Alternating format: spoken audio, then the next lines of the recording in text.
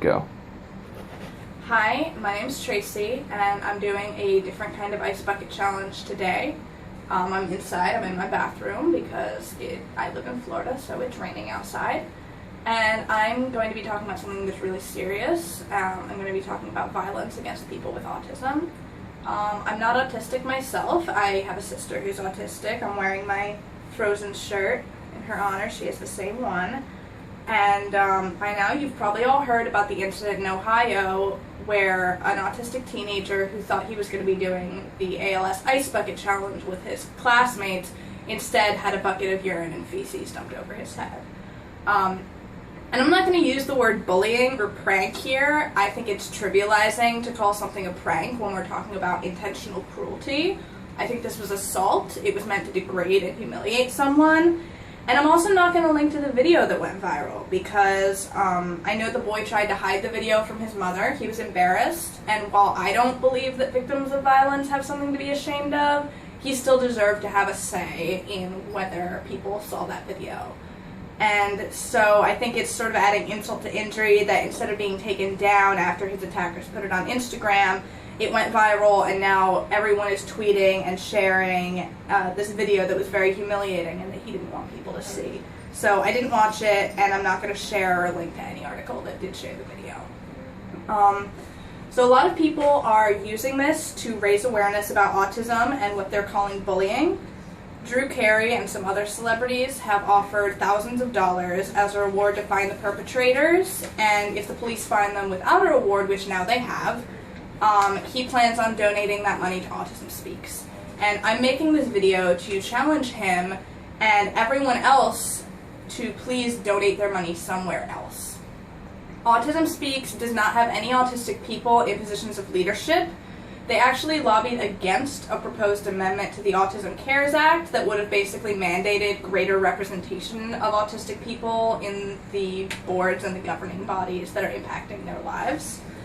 Only 4% of Autism Speaks' budget goes towards services and improving the lives of people with autism and their families. Most of their budget goes to research, and most of their research money is focused on preventing and curing autism and not learning how to enhance the quality of life for autistic people. Autism Speaks also frequently uses language that dehumanizes autistic people. They have compared autism unfavorably to pediatric AIDS and cancer, and basically a lot of their outreach, they talk as though if you have a child with autism, that kid might as well already be dead. That is the kind of language that justifies violence. In fact, Autism Speaks once did a TV spot, I think it was called Everyday Autism, where one of their board members talked about how she used to want to drive off a cliff with her daughter in the car. And she said this in front of her daughter. And the takeaway wasn't that she was depressed, but that this was just understandable because that's how challenging living with someone with autism is. And I can't imagine either of my parents ever talking in front of my sister about wanting to hurt her. I certainly have never thought about killing my sister. But parents often do kill their children, especially children with autism and other disabilities. And the language of parents who kill their children, more often than not, is the language of Autism Speaks. It's hopeless, it's a burden, it's a disease, and it's something that is just unbearable for people and it needs to be wiped out. Autism Speaks has also, they've given table space at their fundraisers to the Judge Rotenberg Center, which is a school that's under investigation for using painful electrical shocks on students, which the UN considers torture. That kind of institutional abuse of disabled students is very common. Autism Speaks has never really made it a priority. Institutional violence and caretaker violence represents as great a danger to disabled people as peer violence does, and they come from the same place, which is the dehumanizing of disabled people, and Autism Speaks participates in that. So, as you can see, the legacy of Autism Speaks hasn't really been a legacy of fighting violence against people with autism. It's been a legacy of normalizing violence and keeping people with autism from accessing the sort of power and agency that would let them effectively fight violence. Autistic self-advocates have tried to reform Autism Speaks for years. Autism Speaks has largely ignored them. It has not taken their criticism seriously and continued to profit from their work. Lots of businesses and charitable organizations have actually cut ties with Autism Speaks over this. Build-A-Bear and Panera are just two businesses that have ended long-term partnerships with Autism Speaks.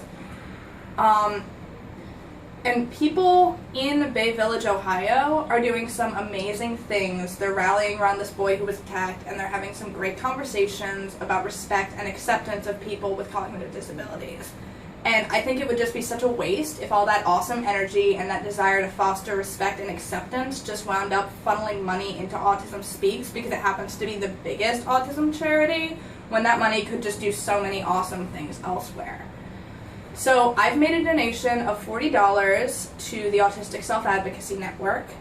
The Autistic Self-Advocacy Network has a mission of fostering acceptance and creating opportunities for autistic people. They organize programming at colleges and universities to make campuses more accessible and inclusive. They organize paid internships to give autistic people job opportunities. They work to give autistic people more of a role in shaping legislation and policy that impacts them. And more importantly, they're active in combating violence and abuse against people with disabilities. So fighting violence against disabled people and the attitudes that normalize and enable that violence has always been a priority of the Autistic Self-Advocacy Network, and it's a priority of mine. And so I challenge Drew Carey and Bay Village, Ohio, and anyone who shares that priority to please give their money to the Autistic Self-Advocacy Network or a number of other organizations, which I have linked below, instead of giving their money to Autism Speaks.